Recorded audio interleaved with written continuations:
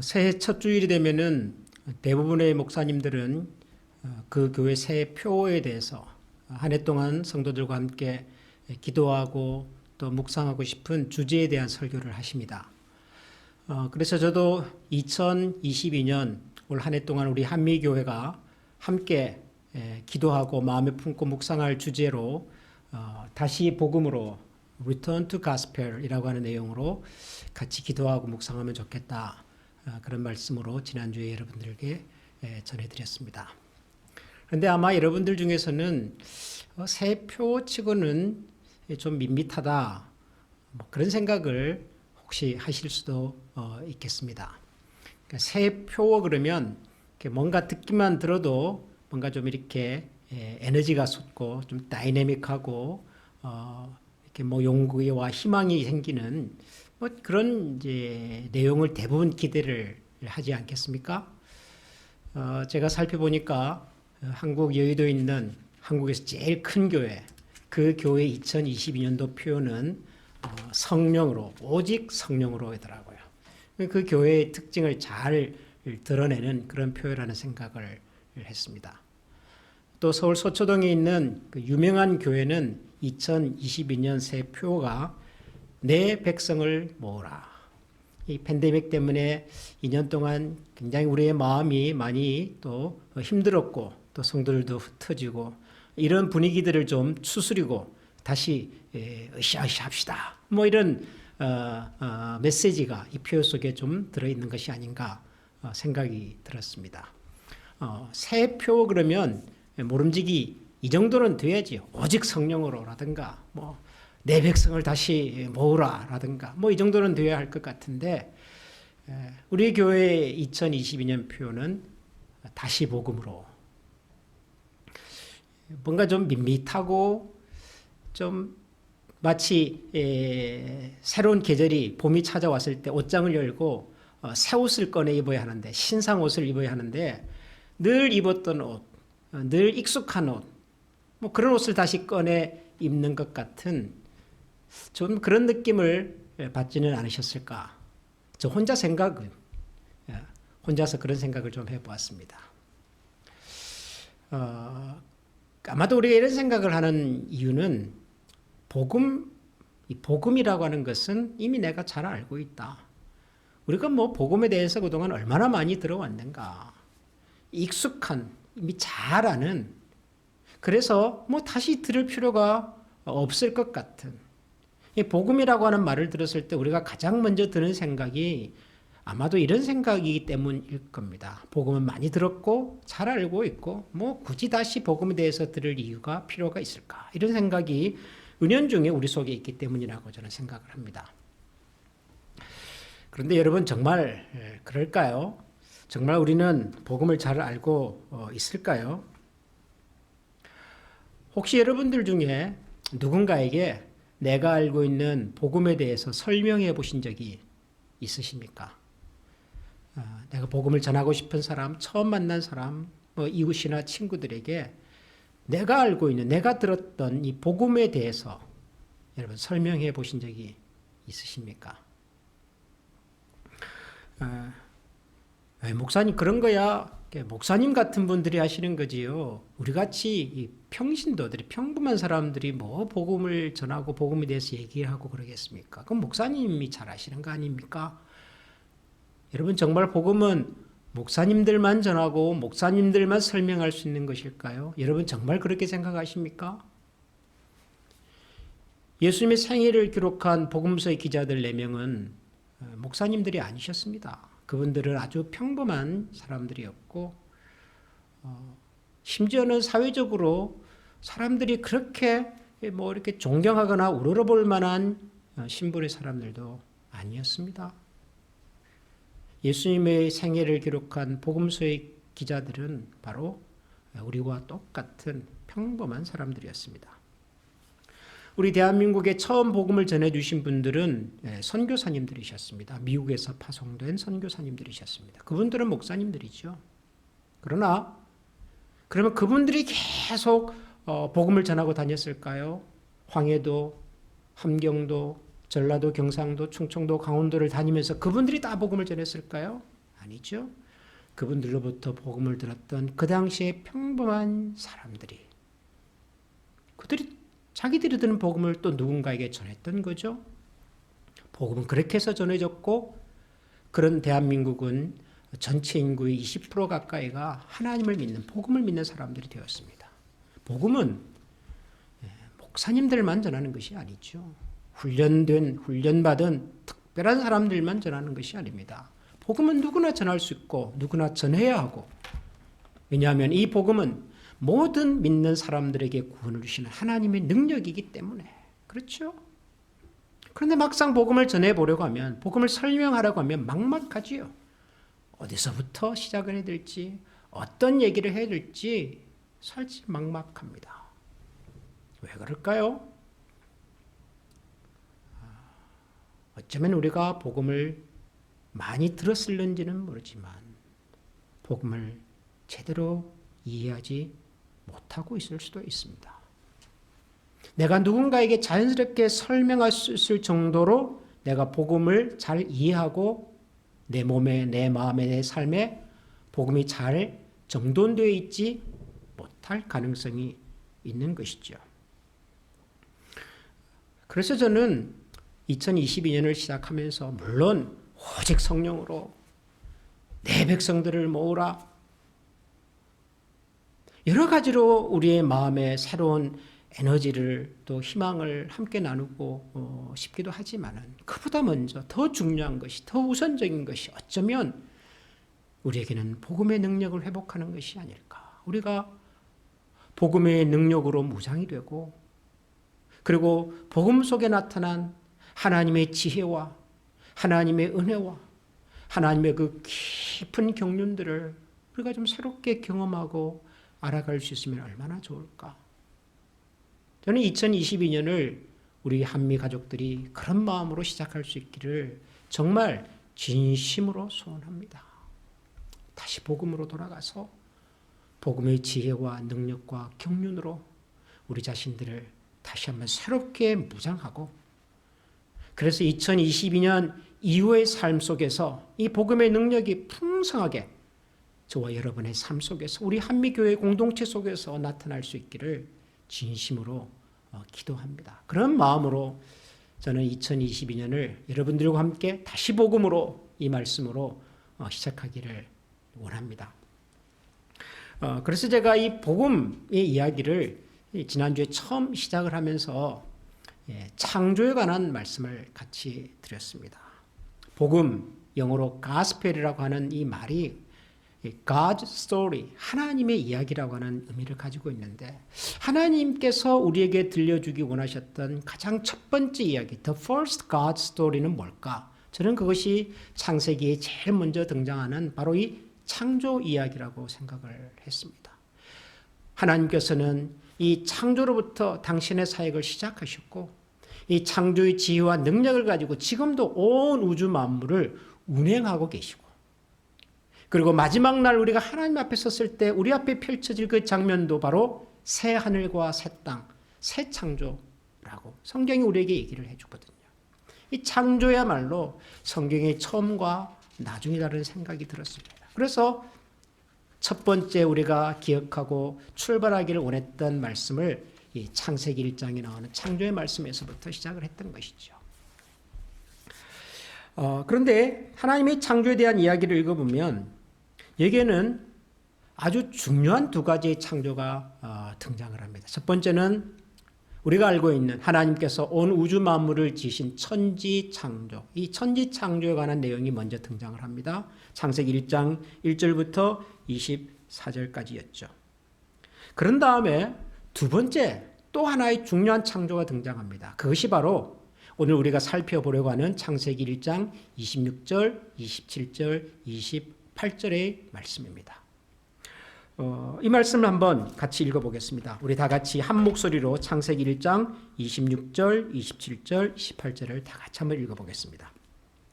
하나님이 이르시되 우리의 형상을 따라 우리의 모양대로 우리가 사람을 만들고 그들로 바다의 물고기와 하늘의 새와 가축과 온 땅과 땅에 기는 모든 것을 다스리게 하자 하시고, 하나님이 자기 형상 곧 하나님의 형상대로 사람을 창조하시되 남자와 여자를 창조하시고 하나님이 그들에게 복을 주시며 하나님이 그들에게 이르시되 생육하고 번성하여 땅에 충만하라. 땅을 정복하라. 바다의 물고기와 하늘의 새와 땅에 움직이는 모든 생물을 다스리라 하시니라. 사람에 대한 창조. 하나님의 형상을 따라서 사람을 지으셨다는 이 사람에 대한 창조가 등장을 합니다. 이 사람의 창조는 이 천지 창조와 함께 하나님의 창조 이야기의 가장 중요한 두 장면입니다. 그런데도 불구하고 우리가 창조, 하나님의 창조라는 말을 들으면 가장 먼저 우리는 이 천지 창조, 첫째 날 뭘 만드시고 둘째 날 뭘 만드시고 하나님께서 6일 동안 천지를 창조하셨다는 그 내용을 먼저 떠올리고 대부분 그것으로 하나님의 창조를 설명합니다. 그런데 그거 못지않게 천지 창조 못지않게 아니면 어쩌면 더 중요한 창조가 등장을 합니다. 그것이 바로 오늘 우리가 읽은 이 사람에 대한 창조입니다. 사람의 창조. 이 사람의 창조를 왜 더 중요하다라고 말할 수 있나 그러면은 여러분 사람의 창조는 하나님께서 천지를 창조하신 마지막 날 어떻게 보면 창조 완성으로 하나님께서 지으신 것이 바로 사람입니다. 모든 창조의 결정판이라고 할 수 있는 것이 바로 사람의 창조입니다. 뿐만 아니라 이 사람의 창조에는 하나님께서 아주 특별한 방법으로 하셨습니다. 하나님께서 천지를 지으실 때는 대부분 말씀으로 하셨습니다. 빛이 있으라, 궁창이 있으라, 육지와 바다로 갈라져라, 씨 맺는 채소들이 혹은 나무들이 있어라 말씀으로 하시지만 하나님께서 사람을 지으실 때는 말씀으로만 하지 않으셨습니다. 흙을 빚어 생기를 불어넣으셨을 뿐만 아니라 더 중요한 것은 사람은 하나님의 형상을 따라서 만들었다. 성경은 우리에게 그렇게 가르쳐주고 있습니다. 사람이란 존재는 하나님의 형상입니다. 하나님의 형상. 이 하나님의 형상이라고 하는 말이 하나님의 창조, 특별히 사람의 창조에 있어서 제일 중요한 내용입니다. 그런데 사실 우리가 이 하나님의 형상이라고 하는 말을 어려워합니다. 이게 무슨 말인지 무슨 뜻인지 잘 이해하지 못합니다. 제일 많이 하는 실수 중에 하나는 하나님의 형상, 그러니까 영어로 말하면 the image of God이잖아요. 하나님의 이미지, 그러니까요. 이 하나님의 형상이라고 하는 것이 우리 사람에게 있다 그러니까 마치 하나님도 우리 사람처럼 이렇게 손과 발이 있고 머리가 있고 눈과 귀가 있고 코가 있고 이런 겉모양과 똑같다라는 생각을 하시는 분들이 있습니다. 그래서 옛날 사람들이 하나님을 그릴 때 다 이렇게 백발이 있는 키가 아주 멋지고 늠름한 그런 어른의 모습으로 하나님을 묘사하기도 했었습니다. 그럴 수 있겠습니다. 우리 사람이니까 사람이 이해할 수 있는 방법으로 하나님을 설명하다 보니까 그럴 수는 있으나 하나님의 형상이라고 하는 말은 근본적으로 우리가 가지는 외형과 하나님이 닮았다 그런 뜻이 아니죠. 우리가 가진 이 손과 발, 눈과 키, 피부색 이런 것이 하나님을 닮았다 이런 뜻이 아니죠. 만약에 그렇다면 여러분 하나님의 피부색은 무슨 색깔이어야 할까요? 흰색입니까? 검은색입니까? 노란색입니까? 하나님의 머리카락은 어떻게 블론드입니까? 백발입니까? 검은색일까요? 하나님의 형상은 우리가 가지는 외형에 관한 이야기가 아닙니다. 하나님의 형상이라고 하는 말은 훨씬 더 중요한 의미를 가지고 있습니다. 성경을 연구하는 성경학자들이 하나님의 형상이라고 하는 말이 무슨 뜻일까를 연구를 했습니다. 많은 분들이 여러 가지 주장들과 여러 가지 설명들을 내놓았습니다. 그 중에서 대부분의 성경학자들이 동의하는 설명이 한 가지 있습니다.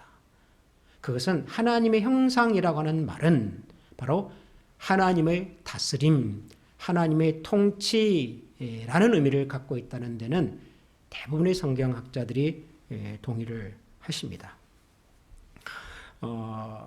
하나님의 형상이라고 하는 것이 하나님의 다스림이다, 통치다. 이게 무슨 말이냐?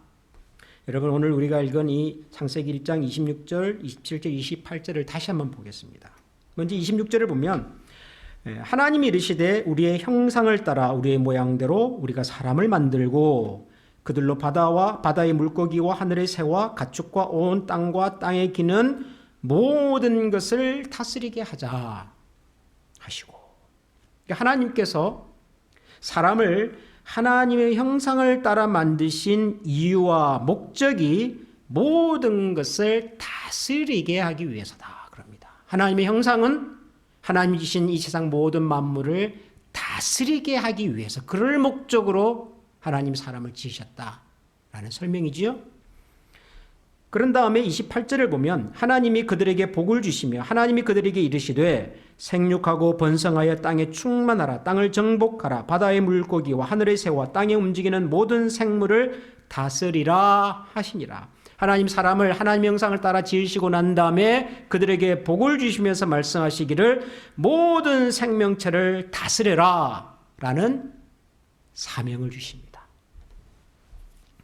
26절과 28절을 우리가 연결해서 읽어본다면 이런 것이죠. 하나님은 사람을 하나님의 형상을 따라 만드십니다. 왜요? 하나님이 주신 세상 모든 만물을 다스리게 하시려고 창조의 목적입니다. 사람을 하나님의 형상 따라서 만드신.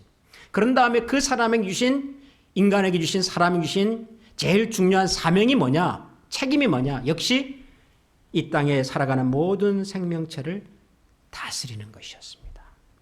그러므로 하나님께서 하나님의 형상을 따라 사람을 만드신 목적과 이유와 그렇게 지은 사람이 주신 사명이 바로 다스리는 것이다 라는 것이죠. 하나님의 형상은 곧 하나님을 대신해서, 하나님을 대리해서 하나님이 창조하신 세상을 다스리는 것입니다. 원래 이 세상을 다스리는 책임은, 역할은, 사명은 그것은 하나님의 것입니다. 왜냐하면 하나님이 창조주이시니까요. 그런데 그 하나님께서는 이 세상을 하나님이 직접 다스리기보다 사람을 통해 다스리기를 원하셨습니다.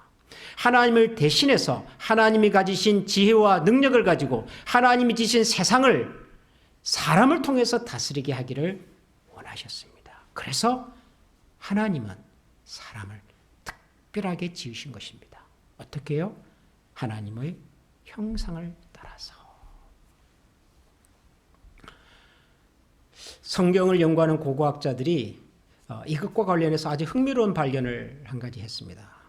그게 뭐냐면 고대 근동 지역의 역사를 이렇게 탐문하다가 특별히 성경에 기록된 그 시절에 살았던 사람들의 유적들을 이렇게 연구하고 개발하다가 뭘 발견했냐 그러면은 고대에 어떤 왕이 힘이 있어가지고 주변의 여러 나라들을 정복하게 되면 정복한 그 지역에다가 자신의 형상을 세워두었다는 것입니다. 그 왕의 조상, 왕의 조각, 왕의 동상 이런 것들을 그가 정복한 지역 곳곳에다가 세워두었다는 거죠. 뭘 말하려고 했을까요? 여기까지가 내 땅이다. 그거죠. 여기까지가 나의 나라다. 그런 얘기죠. 여기까지가 내가 통치하는 세상이다. 그런 의미죠. 실제로 그 지역을 다스리는 사람은 그 지역의 지도자죠. 뭐 군인이든 뭐 행정가든 실제로 다스리는 사람은 그렇습니다. 그런데 그 지역에 왕의 조상, 조형물, 동상을 세워둠으로써 비록 그 지역의 실제 다스리는 사람은 뭐 군인일 수 있고 행정 책임자일 수 있으나 사실은 왕의 통치가 미치는 곳이다. 왕에 속한 나라다. 그것을 보여주기 위해서 그랬다는 거죠. 고대 사람들이 처음으로 이 성경이 기록되었을 때 창세기의 내용을 읽었다면 무슨 생각을 했을까요? 하나님의 형상을 따라 사람을 만드시고 그 사람을 세상에 두었다. 이 내용을 읽었을 때 그들은 무슨 생각을 했을까요? 여기까지가 하나님의 통치가 미치는 곳이구나. 이 모든 것이 하나님에게 속했구나. 우리 사람이란 그 하나님을 대신해서 대리해서 다스리고 통치하는 역할과 책임을 맡은 존재구나. 자연스럽게 깨달았다는 거죠. 사람은 하나님의 형상입니다. 하나님의 형상을 따라 지음받은 존재입니다. 그렇기 때문에 우리가 사람으로서 이 땅을 살아가는 가장 중요한 삶의 이유와 목적은 바로 하나님을 대신해서 하나님이 가지신 창조의 지혜와 능력과 경륜을 가지고 이 세상을 잘 다스리는 것입니다. 그리고 그 잘 다스릴 때 사실은 우리가 하나님께서 계획하시고 그리고 하나님께서 우리에게 약속하신 최고의 복을, 최초의 복을 누리는 것이 되는 거죠. 그래서 이 창세기 1장 28절에서 그렇게 기록을 했습니다. 하나님이 그들에게 복을 주시며 그들에게 이르시되 모든 생물을 다스려라. 다스리는 것은, 그리고 다스림을 잘 감당하는 것은, 다스림의 책임과 역할을 잘 수행하는 것은 하나님께서 우리에게 주신 최초의 복이죠. 최초의 복. 저는 우리가 세상을 살아가면서 이 하나님의 형상을 다시 회복하고 찾아갈 수 있으면 얼마나 좋을까. 저는 그런 생각을 합니다. 복음이란 예수 그리스도를 통해서 하나님을 믿고 하나님의 자녀가 되어서 영원한 생명을 누리는 것입니다. 가장 쉽게 복음을 설명한다면 그렇게 말할 수 있겠습니다. 그런데 우리가 복음을 통해서 구원을 받고 하나님의 자녀로 회복이 된다고 하는 그 회복의 목표 지점이 뭐냐? 바로 하나님의 형상이라는 거죠. 하나님의 형상. 처음 우리 인간을 만드실 때 하나님께서 계획하시고 마음에 두셨던 그 하나님의 마음의 그림과 소원, 그 하나님의 형상을 회복하는 것입니다. 하나님의 형상으로 회복된다고 하는 것은 하나님이 가지신 지혜와 권능과 능력을 가지고 세상을 잘 다스리는 것입니다. 다스린다는 말이 우리가 살아가는 세상에서는 우리가 참 죄로 말미암아 오염된 세상을 살다 보니 다스림은 곧 무슨 힘을 가지고 상대방을 굴복시키고 정복해서 내 마음대로 하는 것이라는 생각을 갖습니다. 그러나 여러분, 다스림의 원래의 의미는 힘을 가지고 누군가를 정복하고 굴복해서 내가 원하는 대로 하는 것이 아니었습니다. 하나님은 우리를 그렇게 하지 않으셨잖아요. 다스림이라는 말의 원래의 의미는 하나님께서 세상을 잘 보살피는 것이었습니다. 잘 관리하는 것이었습니다. 원래의 취지와 원래의 목적과 원래의 계획이 잘 드러날 수 있도록 보살펴주는 것이었습니다. 그것이 하나님의 다스림이셨다고. 우리가 하나님의 형상으로서 세상을 다스린다고 하는 것은 우리가 힘을 가지고 내가 가진 지혜를 가지고 내가 더 많이 가지고 있는 무슨 능력을 가지고 누군가를 굴복하고 정복하고 내 마음대로 하는 것이 아니라 하나님께서 원래 세상을 만드실 때 가졌던 그분의 목적이 잘 드러날 수 있도록 보살피는 것입니다. 자연에 대해서도 사람에 대해서도. 제가 화분이나 꽃을 그렇게 좋아하는 사람은 아니지만 제가 최근에 저희 집에 조그마한 화분을 하나 샀습니다. 장미과 꽃이 있는 조그마한 화분인데요. 예쁘더라고요. 노란색 조그마한 장미 봉우리가 3개가 있는데 이게 하나씩 피어나는 모습이 정말 예쁘고 좋았습니다. 근데 작은 화분이다 보니까 물을 자주 줘야 돼요. 거의 매일 한 번씩 줘야 합니다. 처음에는 잘 줬습니다. 근데 제가 연말연시가 되면서 한 이틀 물을 안 줬었나 봐요. 그날 보니까 얘가 고개를 툭 떨어뜨리고 시들어서 거의 사경을 헤매고 있더라고요.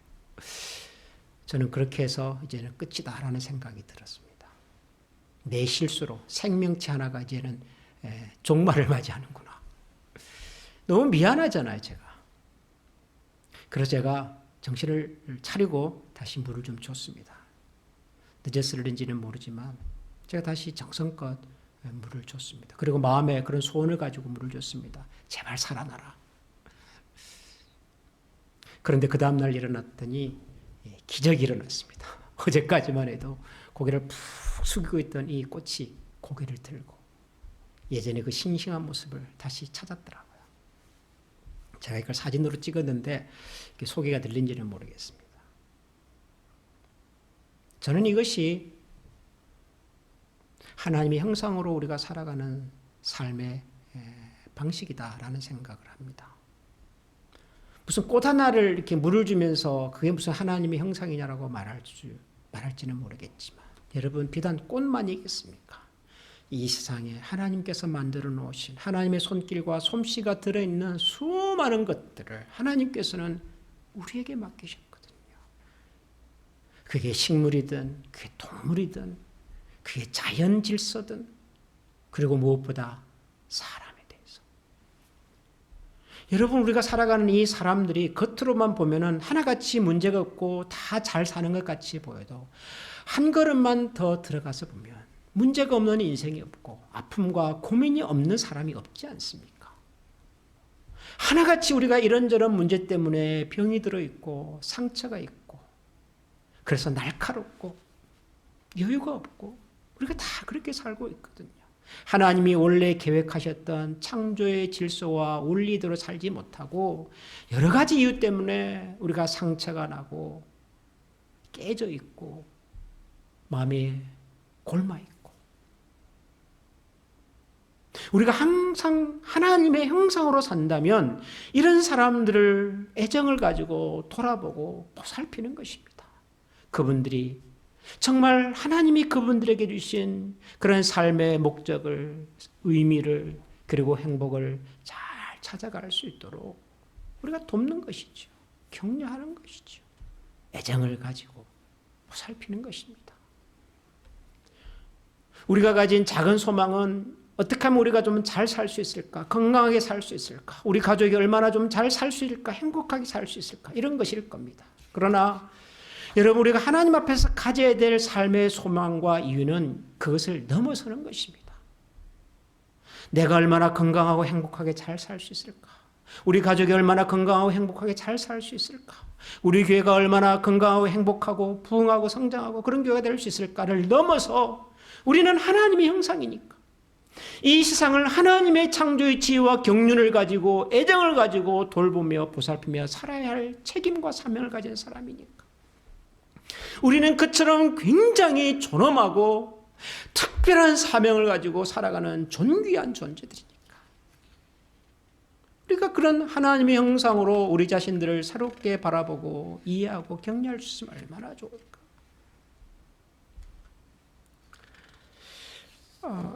제가 최근에 김하종이라는 신부님의 글을 이렇게 읽게 되었습니다.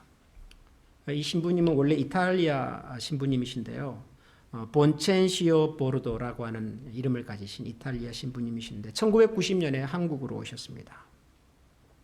그리고 성남에 있는 경기도 성남에서 노숙자들을 위한 안나의 집이라고 하는 것을 이제 운영을 하시는 분인데요. 30년간 그 일을 하고 계십니다.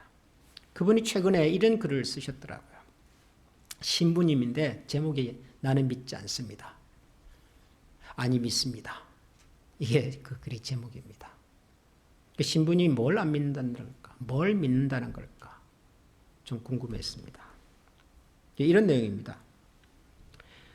책에서 만난 하나님을 저는 믿지 않습니다. 저는 안나의 집에서 본 이들의 삶에서 만난 하나님을 믿습니다.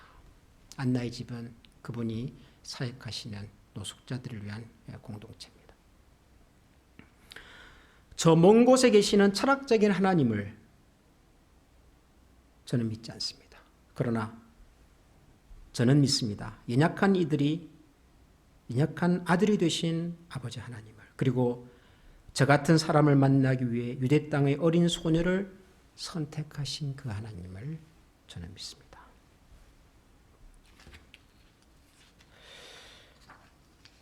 우리가 하나님을 믿는다, 하나님의 형상이다라고 하는 말을 철학적으로 설명하지 않으면 좋겠습니다. 이론적으로 설명하지 않으면 좋겠습니다. 책에서 만난 하나님에 대한 이야기를 우리가 중단하면 좋겠습니다.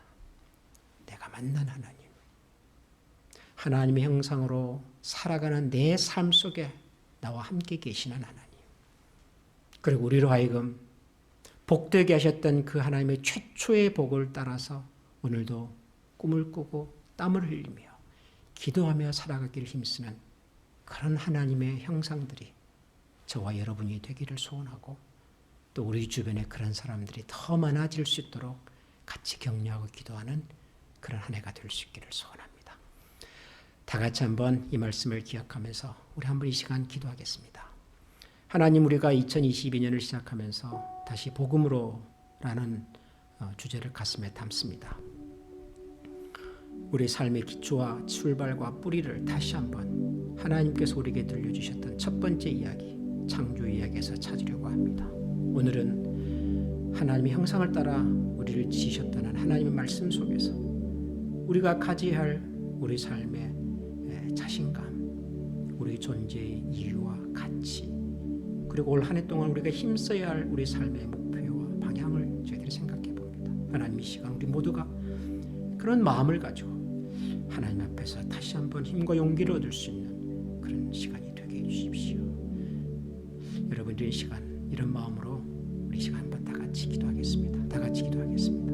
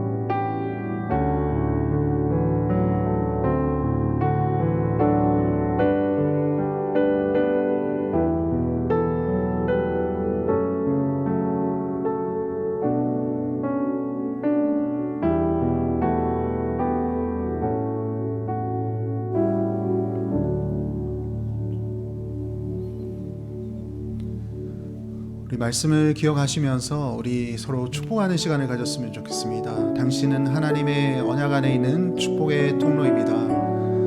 우리는 하나님의 형상으로 지은 바 되었음을 여러분 믿으십니까? 아멘. 우리 서로 축복하는 시간 가졌으면 좋겠습니다. 당신은 하나님의 언약 안에 있는 축복의 통로입니다.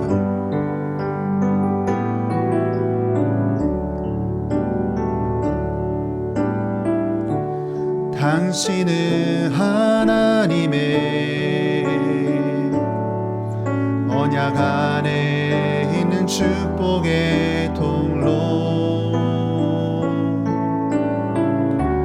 당신을 통하여서 열방이 주께 돌아오게 되리. 당신은 하나님의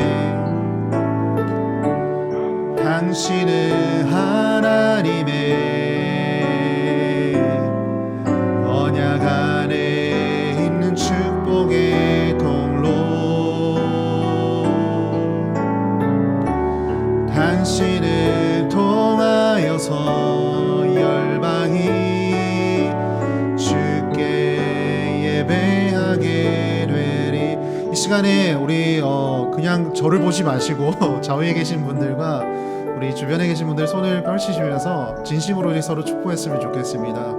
당신은 하나님의 축복의 통로입니다.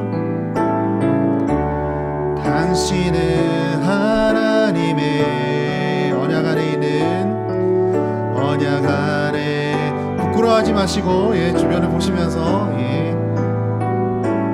당신을 통하여서 열방이 주께 돌아오게 되리. 당신은 하나님의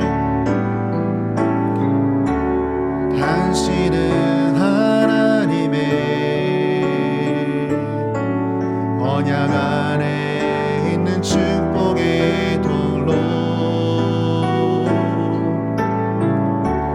당신을 통하여서 열방이 주께 예배하게 되리. 아멘. 담임 목사님께서 축복해 주시겠습니다. 이제 다 같이 하나님의 복을 받겠습니다. 하나님의 형상을 따라 저희를 지으시고 하나님의 형상대로 살아갈 수 있도록 저희들에게 복을 주시며 그 복과 그 사명과 그 책임을 가지고 올 한 해도 이 땅에 하나님의 다스림이, 하나님의 보살핌이, 하나님의 사랑이, 하나님의 위로와 격려가 곳곳에서 충만하게 드러나기를 원하는, 그리고 그 일을 위하여 힘써 살아가기를 원하는 모든 주의 백성들 머리 위에 우리 주 예수 그리스도의 은혜와 하나님의 사랑과 성령의 충만하심이 지금부터 영원토록 함께 계시기를 축원하옵나이다. 아멘.